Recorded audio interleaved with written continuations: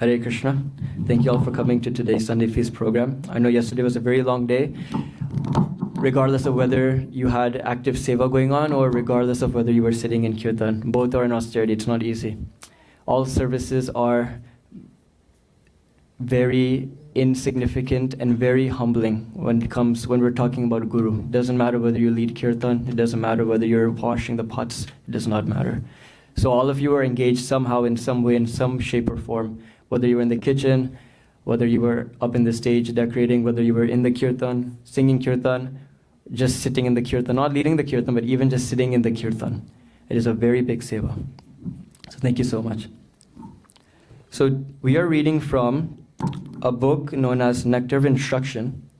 I'd like to know how many of you have heard of Nectar of Instruction, or how many of you have read Nectar of Instruction before? Can you please, can I see with a raise of hands? Okay.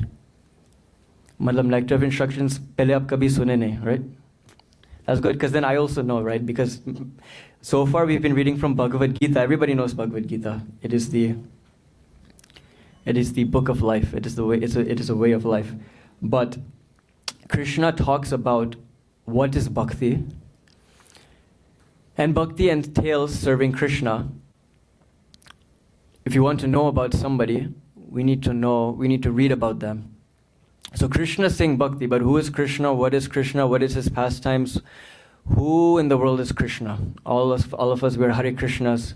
Sometimes people have heard of ISKCON before. Hare Krishna, you Hare Krishnas, doing Hare Krishna all day. Who is Krishna? Who is Hare? So to understand all this, we read Srimad Bhagavatam, right? And then to understand, okay, Krishna has said do bhakti yoga. And then we learn about Krishna by reading Bhagavatam, but then how do we actually now apply it? So for this very reason, Krishna came down as Shri Krishna Chaitanya Mahaprabhu ki. And Shri Krishna Chaitanya Mahaprabhu is the incarnation of Krishna that has spread all over India the Yuga Dharma, Harinam Sankirtan. Every Yuga has a Dharma. In this age of Kali, you can attain all mystic powers if you want. You can attain all wealth, all fame, all beauty if you want, simply by chanting the Hare Krishna Maha Mantra. In fact, in the Bhagavatam it is explained, if you want certain material opulences, you can worship X demigod, Y demigod, Z demigod. It is even mentioned if you want fame. Suppose somebody doesn't want bhakti, but even if they want to be famous, worship Krishna. Because Krishna is the most famous. And very charming. He's a very charming form of God. Everyone loves Krishna. Who doesn't like Krishna? No, there are some people who don't like Krishna. Our job is to soften their heart and make them like the beautiful form of Shyam Sundar. So yes, Chaitanya Mahaprabhu has come to teach us how to practically apply the knowledge given in Bhagavad Gita, and as well as the knowledge given in Bhagavatam in our day-to-day life.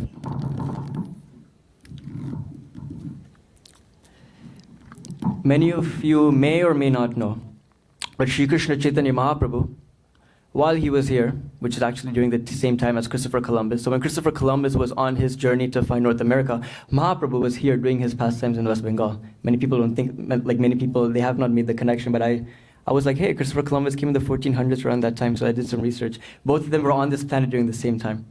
So USA, or North America as we know it, was, this evolution and revolution was going on in the West while Mahaprabhu was doing his own revolution. So thanks to Christopher Columbus, we are all in North America, and thanks to Chaitanya Mahaprabhu, we're all practicing Krishna consciousness in North America. Sri Krishna Chaitanya Mahaprabhu did not write any books. He did not write any books. He only gave 6 profound and very powerful instructions. 6, right? 6? 8, sorry, excuse me. Shikshastakam, 8. My bad, I'm sorry. 8 verses. And that is in the form of Shikshastakam. These 8 verses, if we simply wear these 8 verses as a garland around our neck, I'm not saying, but our acharyas are saying, you will go back home back to Godhead in this lifetime, period. Exclamation mark, whichever one you want to use. You will go back home back to God in this lifetime. Because the entire philosophy of practical bhakti yoga is within these 8 verses. And out of these 8 verses, you all can repeat after me, is the most famous, the crown jewel of these 8 verses, which is Tranadapi Sunichena Taroriva Sahishnanam Amanina Manadena Kirtaniya Sadahari. So, to be humbler than a blade of grass, Tranadapi Sunichena Taroriva Sahishnanam, to be more tolerant than a tree. A tree will give us shade. Sometimes as kids, we'll spit at the tree, we'll kick the tree, we'll punch the tree doesn't revolt. The tree just stays there. The tree is a tree, it cannot do anything. During the winter time, the trees are even more naked. They have no leaves. They're just standing just like that. There are so many wallpapers on everyone's laptops, Lenovo, Mac, Windows, Dell, whatever laptop you have. There are so many wallpapers on your screen that have beautiful picture of trees that are covered in snow, so beautiful, but they're suffering like hell. They're suffering damn hard. Imagine if we had to stand like trees outside. And then, but the trees, you know, they lose everything. We lose our hair, we lose our cognitive ability as we get older. We don't get it back. But trees, they lose, you know, their beauty, but then again they get it back. This is a gift of the trees. They lose everything, but then again they get it back when spring comes and the summer comes. Again, you know, you have the cherry blossoms and then the green leaves, and it looks very nice, right? Then actually New Jersey looks like a garden state, right? So, to be tolerant than a tree. There's so many lessons that we can learn from being a tree. Being humbler than a blade of grass, it is damn near impossible. Is it possible? Who says it's possible? Raise your hands if it's possible. You all should be raising your hands. What is this? To be humbler than a blade of grass. Mahaprem has given this instruction for human beings because we have the intelligence. Dogs cannot read Shashastakam, right? Human beings can read it, we can understand it. If it was not possible, Mahaprem would not give us. Being humbler than a blade of grass. What does that mean? You step on the grass, Hare Krishna, Hare Bol. That doesn't mean, what is that? That doesn't mean we get rid of our self-esteem or, oh, Hare Krishna, Prabhuji, and we let people use us however people want to use us. No, we have to use our intelligence. But what that means is we understand our position. We don't get too much caught up in the things that distract us from Krishna Bhakti. We don't let pride and ego take control over our entire life and dictate our entire life. Because a tree, you stand next to a tree, we may think, oh, tree, yes, we are big intellectual beings. We can come up with machines, we can cut the trees. You take these machines out, and if a tree falls on your house, boom, gone, done, finished. Look at the power of a tree. A blade of grass. You'll take the grass out. You'll take it out, you'll lawn mow. The grass very quietly, very humbly grows back up again. No questions asked. The grass will not start crying, oh, you cut me with a lawnmower, you're paying, what, how many people, or how much, $50 every 2 weeks bi-weekly for people who have to, you know, get the grass lawnmower. I mean, prices are off the charts for everything. That's why I thought I'd share that. I'm sure everybody knows. But you know, the grass just grows, no questions asked. It'll just grow. Again, you cut it, again it'll grow. No questions asked. Chup chap, vape betega, or udhar se, it'll come back up. There's so many things to learn. These are qualities that actually make us into good devotees. Amanina madena kirtaniya sadahari. Amanina amanadena kirtaniya sadahari. Amanena amanadena. To not want any glorification from devotees and to not give respect. Mataji, you said that's not my fault. I'm kidding. Manina and amanadena. To not expect anything in return and? Sorry, excuse me. Please forgive me. To offer all respect to everyone and to not expect anything for yourself.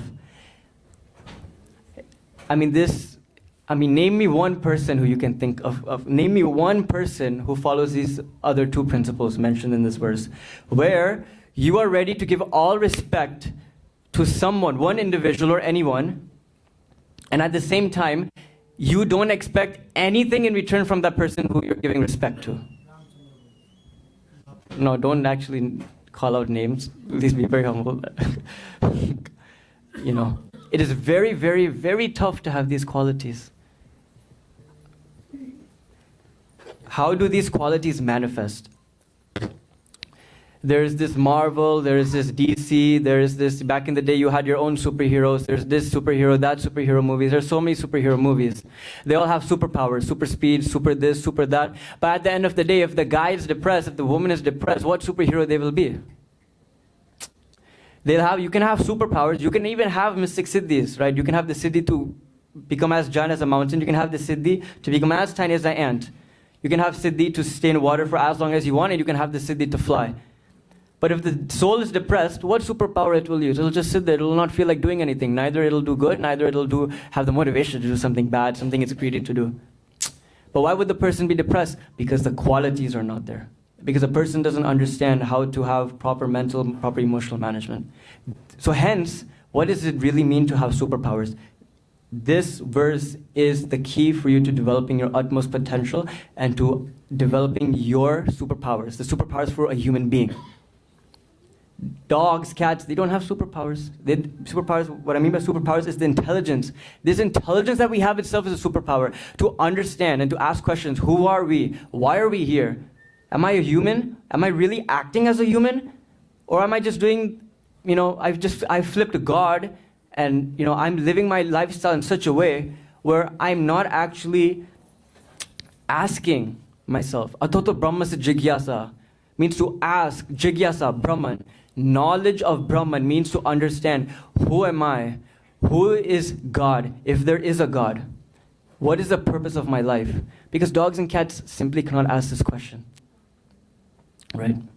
Okay, we've understood we're not this body, we are the spirit soul. Now what? How does the spirit soul realize that it's the spirit soul? Through Bhakti Yoga. I may be asking questions, you might be immediately answering it in your head. I'm going to try to go a little bit deeper. Do Bhakti Yoga. Okay, Bhakti Yoga. What does it mean to do Bhakti Yoga?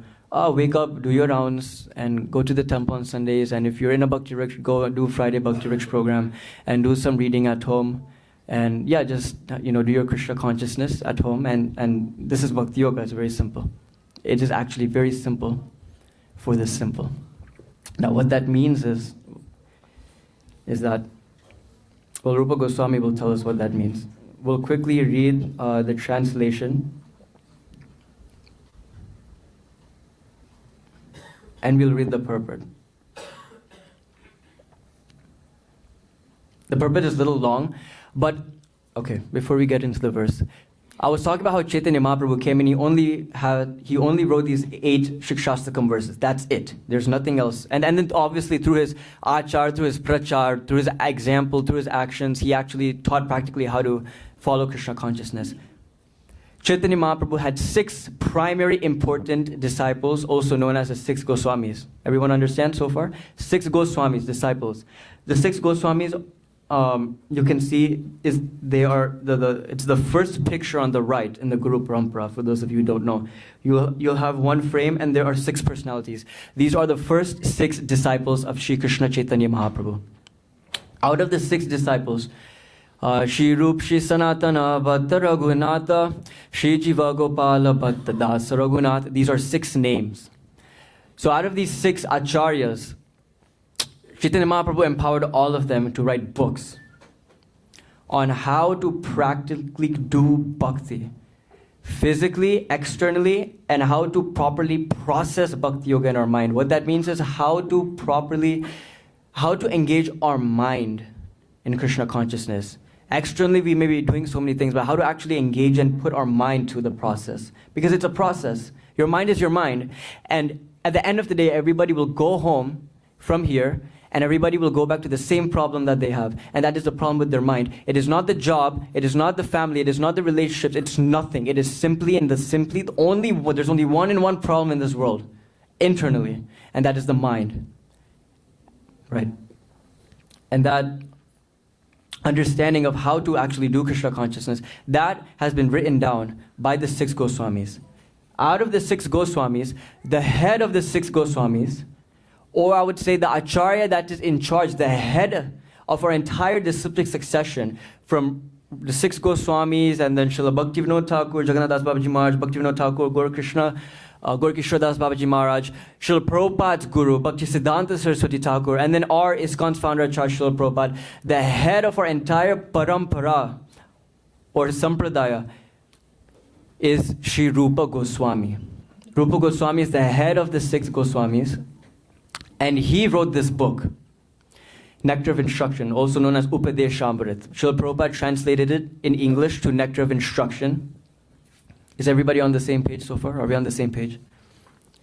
Srila Prabhupada would say Nectar of Devotion. He said Nectar of Devotion, which is a bit more thicker book. This book has only 11 verses. 11 verses, that's it. Nectar of Instruction. Rupa Goswami has written a book that has 11 verses, or in other words, 11 verses, and those verses each give a specific instruction on how to practice Krishna consciousness. Everyone is clear? And Rupa Goswami talks about the first few verses of this book specifically. He talks about the basic principles and processes that people can adopt in order to help themselves when they're first newcomers in Krishna consciousness. And then he talks about how a devotee will progress, and then he talks more about kind of what is the end goal, and what is the goal, and what are the symptoms that the spirit soul will start experiencing the more they come closer to perfection, right? So there's 11 verses. Today's verse is verse 8. And Rupa Goswami has said that Nectar of Devotion, and we can also say Nectar of Instruction because both of these are complementary books. These 2 books are the law books of ISKCON. Law. You know lawyer? Law. They establish law, justice. Any doubts, any confusion, these 2 books, finish, khatam. There's no overthinking, there is no confusion. Simply, we have a book table every Sunday. Buy yourself a copy of Nectar of Instructions, buy yourself a copy of Nectar of Devotion. Sometimes we try too hard, and sometimes we just have to go back to Prabhupada's books because Prabhupada has it so clearly. You want an answer for something? Just read it. Just read in Nectar of Instruction, Nectar of Devotion. Especially if your questions are centered around, am I having the right mood while I'm practicing something? I'm doing Krishna consciousness, मैं भक्ति कर रहा हूँ लेकिन कुछ हो रहा ही नहीं है. मतलब पहले लगता था एकदम बढ़िया था, लेकिन अभी मतलब it's just kind of stagnant. Now nothing's going on. How do I get that juice? How do I get that rasa? Why that rasa is not coming, we'll see here in this verse. We only have 15 more minutes, so we'll kind of breeze by it and take the essence out of it. But yeah. So these 2 books are the law books, Prabhupada would say, of ISKCON. And the reason he would say that is because everything we do, every physical activity, movements you see that we do, all those activities are coming out of these 2 books. Nectar of Instruction, Nectar of Devotion. That's why these 2 books are very important. My father was saying, in ISKCON we have the Bhakti Shastri degree. Bhakti Shastri comprises of studying 4 books. Ishopanishad, Bhagavad Gita, and in these 2 books, Nectar of Instruction and Nectar of Devotion. After studying these 4 books, you get kind of the rubber stamp. You get a certificate. You are a Bhakti Shastri degree graduate. So that's why these 4 books are very important. So verse 8, please repeat after me. Tannam Rupa Charitadi Sukirtananu Smrtyo Kramena Rasana Manasi Niyojya Chishtan Vraje Tad Anuragi Jananugami Kalam Nayed Akhilam Iti Upadeshasaram. Translation purport by His Divine Grace Srila Prabhupada Ki.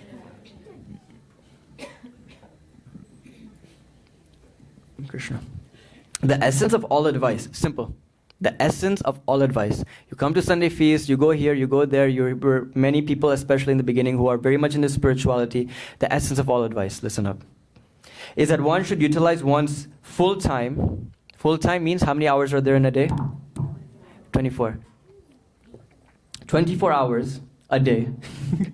24 hours a day. Raise your hand if you can do this 24 hours a day. Because, okay.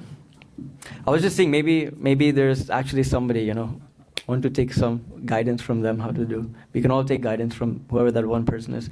Maybe there is, they're just not raising their hand. That is Srinadapi Sunichan also.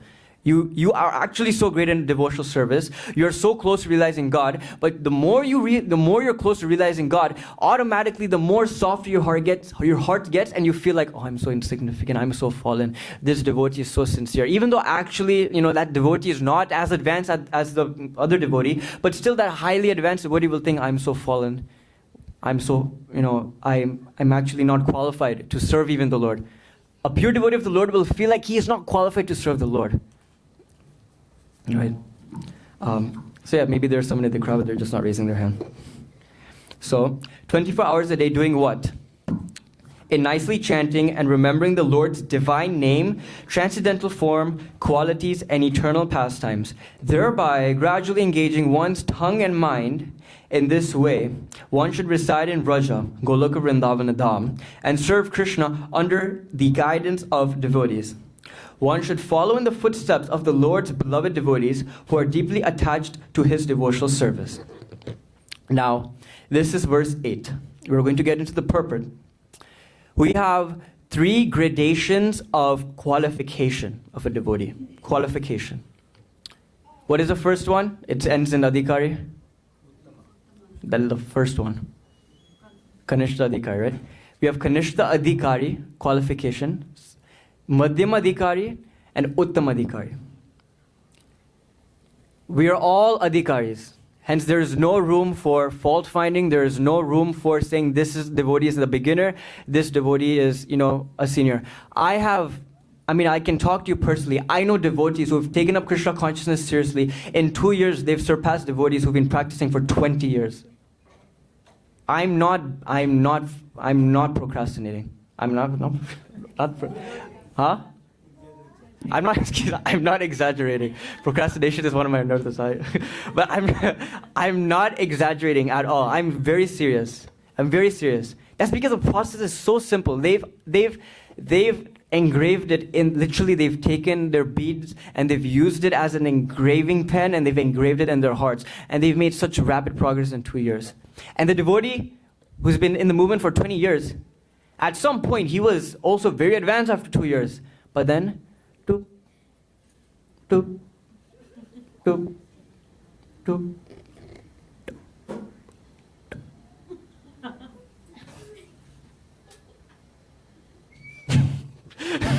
anyways, you know what I'm trying to say.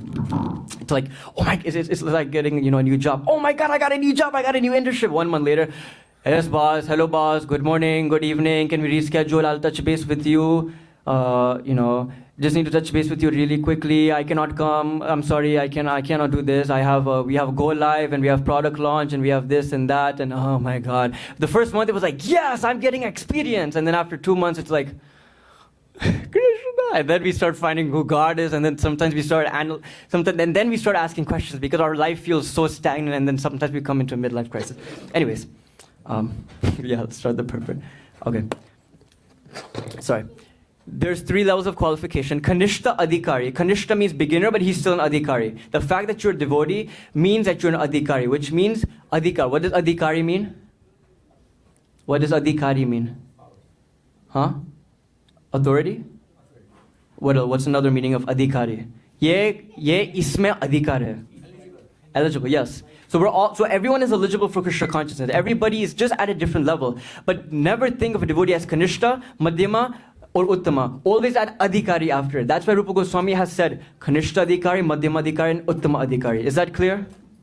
Just like in work, many times, we pura andar ka politics, pura jargon, pura hota hai politics, obviously andar ka. We say this person's like this person's like that. But you all have a adhikar in that company. You're all making banks. Whether you're making 90, 100, 120, they've all gone up the corporate ladder, and you might be in the beginning, or you might be all the way at the top. And same thing even there's so many movies on war and everything, and sometimes we always hear that the higher level ranking, army men, sometimes वो लोग ये dialogue मारते हैं, मैं भूल गया कि मैं भी एक फौजी था, ये चक्कर के मैं ये हूँ वो हूँ, मैं भूल गया कि मैं भी एक फौजी था और मैंने गलत decision बना लिया. Right? So it doesn't matter, bhakti, whether it's in corporate life, whether it's in relationship, it doesn't matter. You have to be respectful to everyone. And Either you realize that when you become a pure devotee, or you realize that before you become a pure devotee. Because you cannot become, because automatically a pure devotee will feel like he's a Kanishta Adhikari. Doctors can never be I was at Damodar Sharan's graduation today. It was in Madison Square Garden. And at the end of the graduation ceremony, they all had to take an oath. They all had to stand up and they all had to take an oath. And Damodar Sharan told me one thing. He's not here, but obviously we're tired and everything, you know. But one thing Damodar told me is that sometimes doctors think they're God. Because they feel they take the blame on themselves so much. I could not save this patient. Even though they did their best. But sometimes that issue, even there's a terminal name for that also sometimes, where doctors feel that I could not save this patient, I could not do it, because sometimes they feel, there's so much of this thing. But one very important thing that they teach in medical school is that you are not God. You can do your best and you have to leave the rest. Right? You have to leave the rest. And part of that oath is that you will be a humble, genuine, sincere, devoted doctor. The moment you become a doctor, your entire world is your family. It doesn't matter who it is. If a soul is in pain, you help the soul, period. That is doctor, right? Not that, because you can try. You can cheat on the MCAT. You can try doing this. You can, get past residence. You can get past, your internal medicine, graduate school, undergraduate school. But when you become a doctor, you're dealing soul to soul. Soul to soul. And then if you're in the mental area, you're dealing mental to mental, which is even more subtle, which is actually even more precise, even more delicate, sensitive. And then beyond mental health is spiritual health, which is what we specialize in, right? And a doctor, the moment he thinks that I am doctor, that's when performance drops, right? If a doctor feels jealous because I've been practicing for 30 years, this guy is a rookie, but if he's able to give better diagnosis, if he's able to do better than the other senior doctor, the doctor, does he have time? Does he have time in his life to feel jealous? Does he have time to feel like, oh, how this younger doctor, this, that, and then all, the choo-choo train of jealousness and gossip and all this will start running in one's mind. You're a doctor, for Lord's sake. You're a doctor. How can you be jealous? If another rookie is doing better than you, you should give him full support.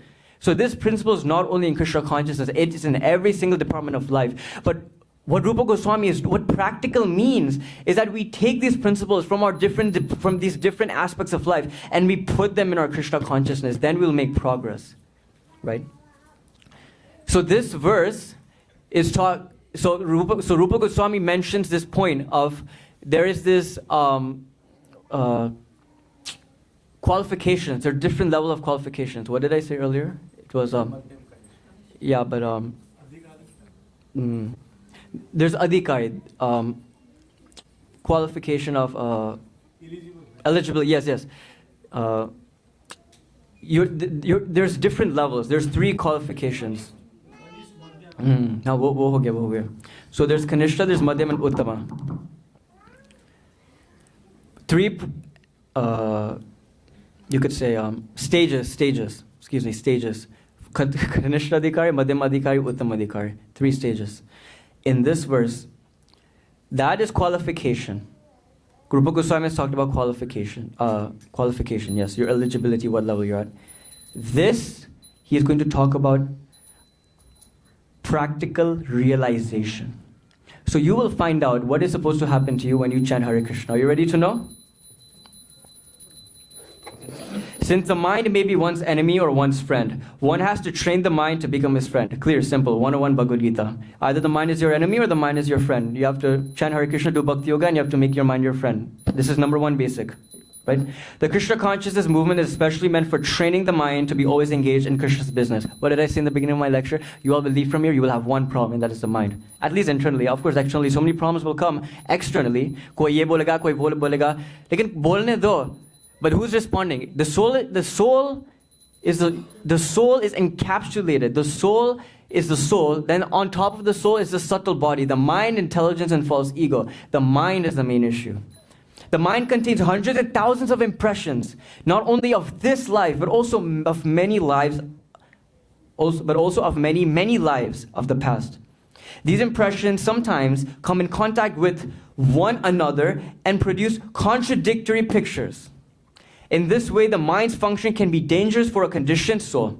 Students of psychology, talked about doctors, psychiatrists, students of psychology are aware of the mind's various psychological changes. Let's see what Krishna says. In the Bhagavad Gita 8.6, it is said, Yam yam vapi smaran bhavam tajante ante kalevaram tam tam evaiti kaunteya sadat bhava bhavitaha. Whatever state of being one remembers when he quits his body, that state he will attain without fail. And you notice one thing in people who are now old, they remember that. Or how do I say it? They remember when they were young. They remember their time during when they were young. 95% of all of the people, all individuals who become old, what do they do throughout the day? They sit and they think about when I was young, what did I do? How did I do? How did it feel? Because when you were young and when you all were younger, I'm still young, but even I think when I was younger, and those who are now elderly, when they think when I was younger, that thinking of those memories gives a very good feeling. Because when they actually were young, their feelings were amazing because they were young. Their mind was fresh, their senses were fresh, their bodies were fresh. They were able to enjoy properly with a young body, with a very spirited, enthusiastic mindset, you could say. And they were able to live life properly with a lot of happiness because everything was very sharp. Their senses, their subtle body and physical gross body, everything was very sharp. They could actually enjoy life properly. But as your body gets old, naturally what happens is you start to remember when you were younger. And usually, that is usually what's going on in an individual's mind when he quits his body or her body, right? And whatever you think of during the time of death, that state he will attain without fail, period, end quote. At the time of death, the mind and intelligence of a living entity create the subtle form of a certain type of body for the next life. What does that mean? Okay, so the soul has now departed from the body. Now what? We are doing our jobs, we are saying prayers, we are inviting pandits, we are inviting devotees to do Kirtan. What is up with that soul? That soul is now not in the body. Atma sharir se nikal gaya, ab wo atma ka kya? Jo wo atma ka buddhi ka jo wo, you could say, jo paristiti jo tha, wo mind ka. Whatever mentally, however that person was mentally, based on his mental state. Not just when it's not just about what he's thinking of during the end of his life, but overall what that person was, like how that person is naturally. Like, oh, how is this? Like, I'll pick up Abhay Chawla. How's Abhay Chawla? Very funny, very goofy, very smart. He's a charmer. He's like this. He plays very good this thing. And what about his attributes? What is nature? So nature carries on with the soul. That's what I wanted to say.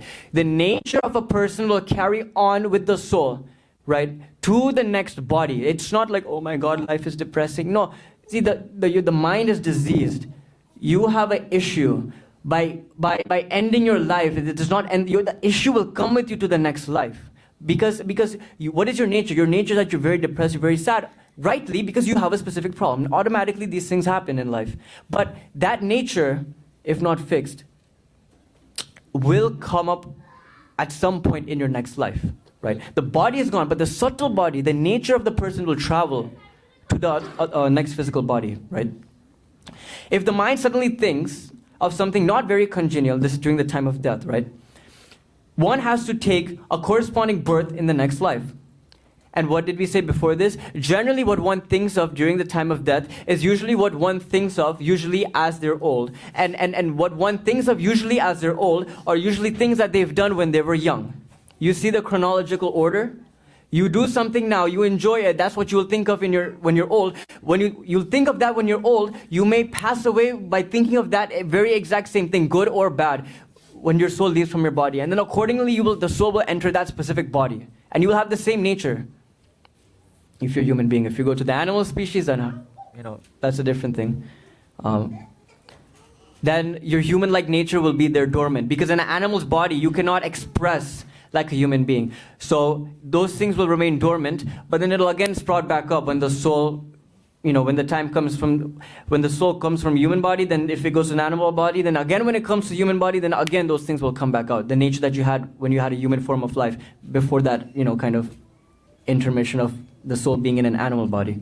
Right? On the other hand, if one can think of Krishna at the time of death, he can be transferred to the spiritual world, Golok Vrindavan. This process of transmigration is very subtle. Therefore, Srila Rupa Goswami advises devotees to train their minds in order that they will be unable to remember anything other than Krishna. Similarly, the tongue should be trained to speak only of Krishna and to taste only Krishna Prasad, which we'll have after the lecture. Sri Rupa Goswami further advises, Tishtan Vraje. One should live in Vrindavan or any part of Rajbhumi. Rajbhumi, or the land of Vrindavan, is supposed to be 84 kroshas in area. We'll skip some of this because of time, on the account of time. Okay, I'll just read it. When one makes Vrindavan his residence, he should take shelter of an advanced devotee there. In this way, one should always think of Krishna and his pastimes. A devotee should always reside in the transcendental realm of Raja and always engage in Krishnam Smaranam Gyanam Chasya Preshtan, the remembrance of Sri Krishna and his beloved associates by following in the footsteps of such associates, and by entering under their eternal guidance, one can acquire an intense desire to serve the Supreme Personality of Godhead. In the transcendental realm of Raja, one should serve the Supreme Lord Sri Krishna with a feeling similar to that of his associates, and one should place himself under the direct guidance of a particular associate of Krishna. One should follow in his footsteps. This method is applicable both in the stage of sadhana, practices executed while in the stage of bondage, and in the stage of sadhya, God realization, when one is a siddha purush, or spiritually perfect soul. Srila Bhaktisiddhanta Saraswati Thakur has commented as follows upon this verse. One who has not yet developed interest in Krishna consciousness should give up all material motives and train his mind by following the progressive regulative principles, namely chanting and remembering Krishna and his name, form, qualities, pastimes, and so forth.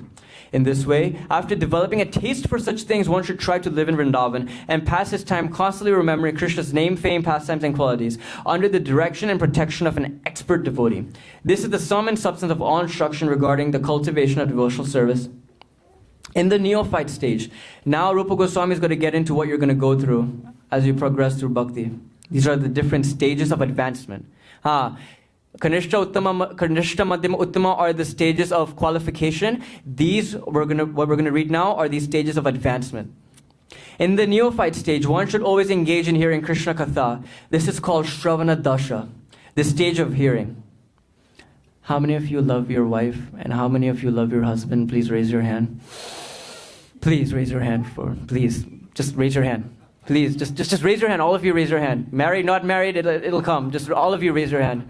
All of you, every soul has to raise their hand. You married, you're not married, you raise your hand unless you're going to be brahmachari the rest of your life. Hi, ऊपर कृष्णा को देखने दो, कोई बस भगवान है सामने खाना कर रहे, लेकिन सब हम लोग को बोल रहे श्रवणम, वो तो मास्टर है श्रवणम का. Very good. Shravana Dasha, the stage of hearing.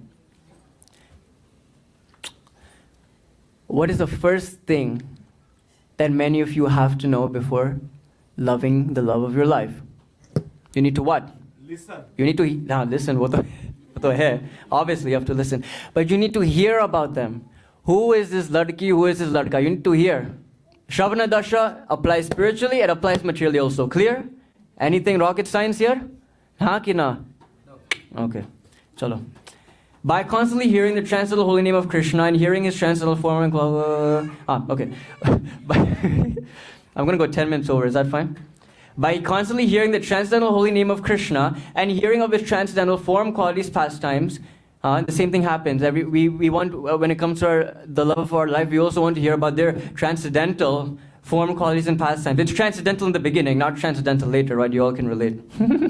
Okay. One can attain to the stage of acceptance called Varana Dasha. When one attains this stage, he becomes attached to the hearing of Krishna Katha. When one is able to chant in ecstasy, he attains the stage of Smaranavastha. So here's what Varana Dasha is. You're doing Bhakti Yoga, you will achieve a stage called Varana Dasha. What that means is you will develop a taste for Bhakti Yoga, to put it very simple. You will develop a genuine taste for Bhakti Yoga. A spontaneous taste. And you will start loving Krishna and Krishna's devotees like anything. And you will start loving everything that's connected to Krishna, including Krishna's birthplace, which is? Vrindavan. Place of fast. Yeah. Gokul Vrindavan. Goloka Vrindavan. You will start loving everything connected to Krishna. And when you start loving everything connected to Krishna, how do you achieve God? By serving what? His devotees. Or in other words, if you want to make progress in Krishna consciousness, we need to accept a Guru, spiritual master, correct. So, when one develops a taste under the guidance of a bona fide spiritual master, a spontaneous taste for doing Krishna consciousness. Taste means your battery of the phone, the battery of your phone can be dead and you'll wake up at 4:30. No cap. It'll just wake up. Why? Because you want to chant Hare Krishna. You just want to chant Hare Krishna. You want to taste the nectar of Hare Krishna. You have gotten that taste. Now when you start loving everything about Krishna, Krishna's name, form, pastime, lila, guna, rupa, nam, rupa, guna, lila, dham. When you start loving all these things, you will start to automatically develop a specific attraction to a specific devotee in Vrindavan. Okay? You will, because we have to worship Krishna through a spiritual master, through a pure devotee of the Lord. So, your spiritual master is there, and there's also, we read, and there's so many devotees in Braj. You will gain a specific attraction to one of these devotees in Braj. And you will gain a specific attraction to a specific relationship that you can have in Krishna, whether it's conjugal, whether it's parental, whether it's in friendship. These are the three main topmost primary relationships that you can have with Krishna. You will start to feel an inclination to serving Krishna in one of these three moods. And at the same time, you'll be interested and you'll be very inclined to follow in the footsteps of one primary example or one primary role model of an eternal devotee in the spiritual world who is serving in this rasa. Is that clear? So, for example, Sakya Ras. I've a lot of taste in Krishna consciousness. You've been steady for a while. Now you're developing a very strong taste, a nectarian taste for Krishna consciousness. Suppose you feel like genuinely, I have an inclination to serve Krishna in the mood of a friendship. That will come, and at the same time, you will gain a particular attraction to a particular devotee who serves Krishna eternally. You understand? Eternally in the spiritual world. Whether it's Madhu Mangal, whether it's Sridham, whether it's Subal, you'll start to feel a specific attraction to one of these figures, to one of these devotees. And so when you go back home back to Godhead, you will serve Krishna through them. With them you will serve Krishna. Now we are getting little bit God, God's place, heaven, hell, earth. Now we are going to what is actually where we are from and who is there and what we do. This is Braj. This is the place of God. These are details. We go to universities, what? For details. PhD, master's, doctorate, bachelor's, more information, gyan, knowledge. That'll help us in one lifetime. This will help us to go back to God. This will help us to understand where we are in our own Krishna consciousness, right? So, when we develop a lot of taste, and when that taste increases more and more and more, we'll start feeling ecstasy. You know, like before marriage, when you think about your girlfriend or boyfriend or husband and wife, to be husband, to be wife, so much ecstasy. That's all you can think of. The mind will go there. You try to put the mind to Krishna, your mind will automatically go there. Automatically it will go there. What we're trying to do is we're just trying to simply flip the script. Simply flip the script. Where if you try to put your attention on something else, the mind will automatically go to Krishna. Now, how is that possible? Because we don't even have an attraction for Krishna. So the more you develop, now what I mean by attraction, I don't mean sentimental attraction. You're just, it's just a feeling. It is a transcendental, substantial feeling that descends from the spiritual world directly into your soul. And that comes from chanting the holy name. Right? So, when one attains this stage of Varana Dasha, he has a lot of taste. He becomes attached to the hearing of Krishna Katha. When one is able to chant in ecstasy, he attains Smaranavastha, the stage of remembering. recollection, absorption, meditation, constant remembrance, and trance, full samadhi. We say sometimes we crack jokes. Oh, this guy's a pure devotee. Excuse me. He's a pure devotee. He's in complete samadhi. He's in trance. Sometimes we just see devotees are completely, or even yogis. Yogis are in samadhi or they're in trance. But the topmost understanding of samadhi or trance is to understand that one is fully absorbed in the pastimes of Krishna. Right? At first, remembrance of Krishna may be interrupted at intervals. For us, it seems it's always interrupted. We always have the practice of bringing our mind back. The more you become advanced, your mind will automatically slowly start to meditate on the pastimes of Krishna. But because of our anarthas, it'll break. That meditation, that absorption in Krishna will break at intervals. But later, remembrance proceeds uninterrupted. When remembrance is uninterrupted, it becomes concentrated and it's called a meditation. When meditation expands and becomes constant, it is called anusmriti. By uninterrupted and unceasing anusmriti, right? Sometimes we have so much uninterrupted and unceasing anusmriti, right? So much, we're just working and we're just so focused, so concentrated. The only difference is that does not yield Krishna prema. That doesn't yield happiness. But this yields happiness, right? One enters the stage of samadhi or spiritual trance. After smarana dasha or samadhi has fully developed, the soul comes to understand his original constitutional position. That is confirmation, the bell. At that time, he can perfectly and clearly understand his eternal relationship with Krishna. That is called sampati dasha, the perfection of life. Anyways, that's all we'll read for today. There's a little bit more, but it's fine. So these are different stages of transformation that is supposed to happen simply by chanting Hare Krishna, Krishna Krishna, Hare Hare, Hare Ram, Ram Ram, Hare Hare.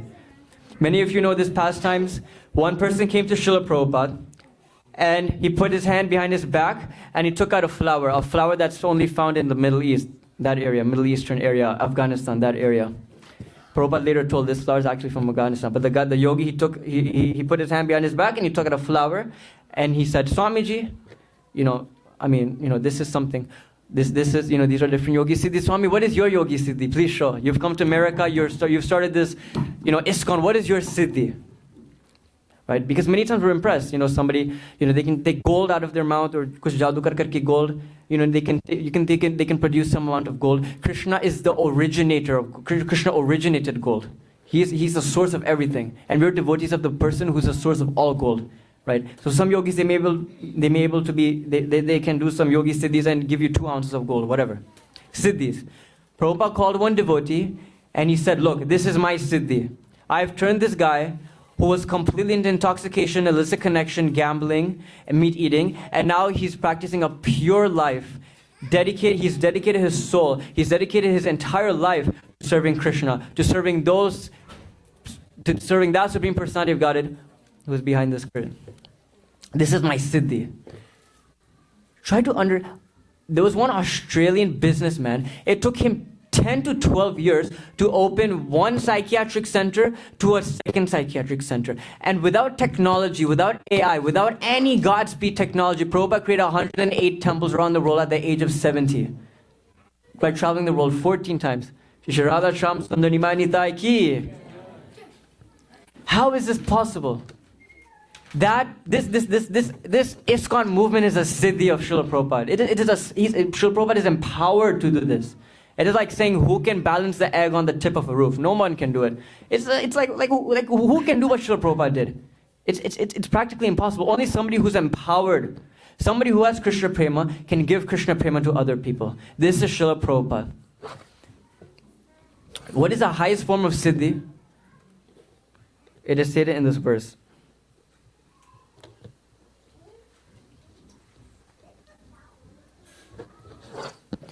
At that time, he can perfectly and clearly understand his eternal relationship with Krishna. That is called Sampati Dasha, the perfection of life. In other words, it is called Swarup Siddhi, where you understand your Swarup in the spiritual world. This is the final epitome and conclusion of Bhakti Yoga. The final epitome. This is where the practice, the sadhana of Bhakti Yoga ends.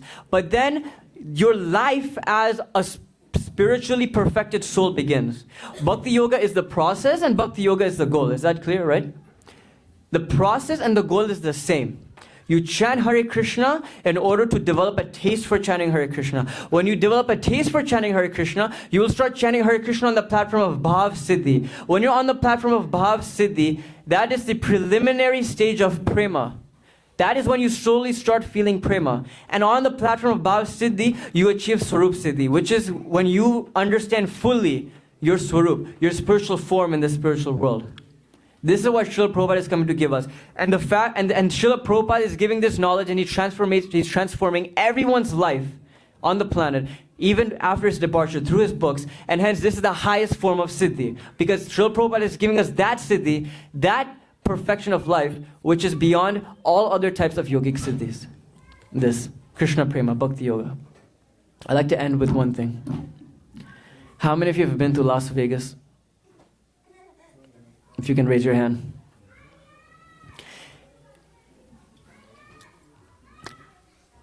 I'll just quickly summarize by going back to the beginning what I said. The translation said to remember Krishna 24/7, and that will naturally come the more you advance in Krishna consciousness.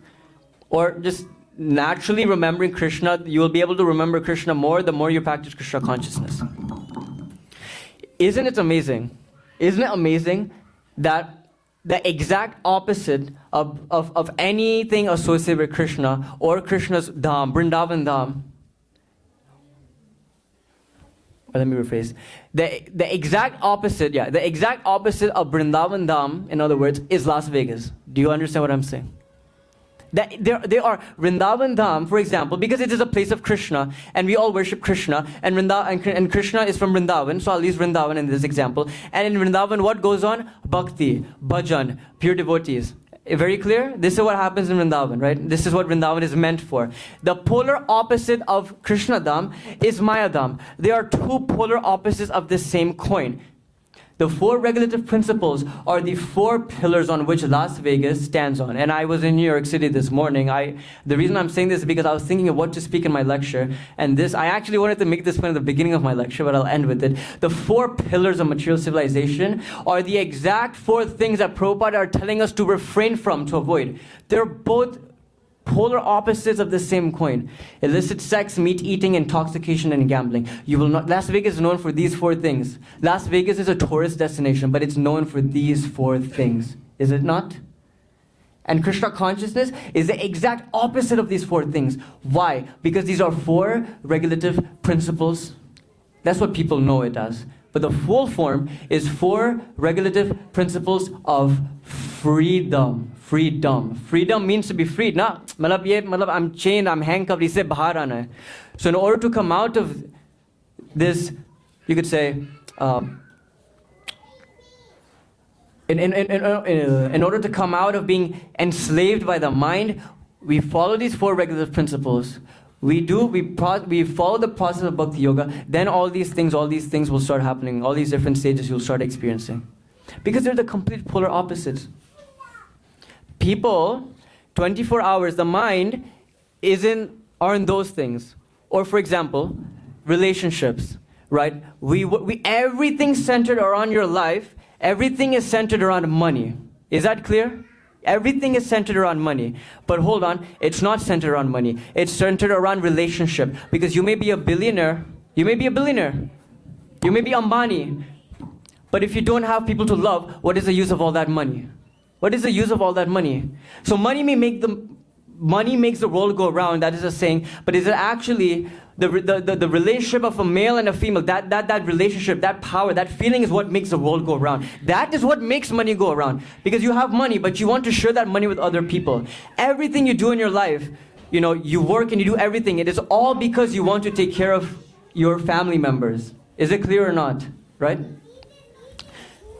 So naturally the mind is fixated. The mind is automatically thinking about your family members, the relationship. Your mind is thinking about the connections you have that are connected to this body. My father, my mother, my son, my kid, my girlfriend, my boyfriend, my husband, my wife. You're always thinking about these things. It is the exact same thing when it comes to Krishna consciousness. Pura ulta karna hai, bas. Ulta bhi nahi karna hai. Sirf usme Krishna dalna hai. And the more you practice Krishna consciousness, automatically you'll start doing everything else. Why? Because the mind is just thinking about Krishna 24/7. Everything is all about Krishna. And you start doing everything in ecstasy. You don't do it because, "Arey yaar, chala parega kal Monday hai, damn it." No. You start doing everything. Even you start working. Krishna's in your mind. You're doing everything for Krishna. So you're doing everything on a different mental platform. You're doing not on a mental platform, on the platform of the soul. Because you're doing everything in pure ecstasy. You're doing everything for Krishna. Right? So, I said a lot. It's almost 1 hour. But, what you can take away from today's class is practice Krishna consciousness. Our mind is already so invested in other thoughts. Let's put Krishna into that thought as well. Let's purify all those thoughts with the presence of Krishna in our mind. And let's start to feel what Krishna Prema and what Krishna consciousness is really all about. And be happy ever after, right? Be happy. What does that sing? Be happy. Be happy ever after. Okay? Thank you so much. Hare Krishna.